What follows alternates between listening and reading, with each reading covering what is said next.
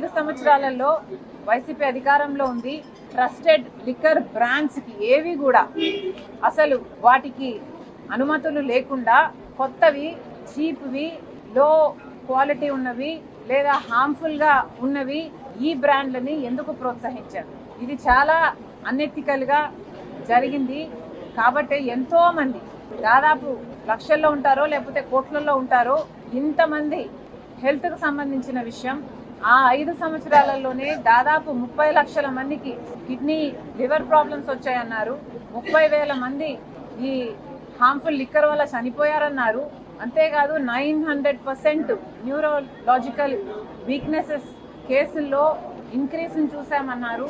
ఇలాంటి ఒకటి కాదు రెండు కాదు ఎన్నో రకాలుగా ఈ ట్రస్టెడ్ లిక్కర్ బ్రాండ్స్ ని అనుమతించకపోగా చీప్ లిక్కర్ ని, లో గ్రేడ్ లిక్కర్ ని, హార్మ్ఫుల్ లిక్కర్ ని మాత్రమే సరఫరా చేయడంతో లక్షల్లో కోట్లలో ఇది ఎఫెక్ట్ అయింది.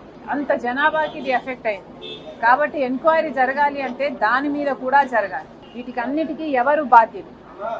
సమాధానాలు ప్రజల ముందు పెట్టాలి. అందుకే చెప్తున్నాము, సిట్టైనా చంద్రబాబు గారైనా వీటికి కూడా సమాధానాలు వెతకాల్సిన అవసరం ఉంది. మీరు డిస్టరీస్ దగ్గర మొదలు పెట్టారు, బానే ఉంది.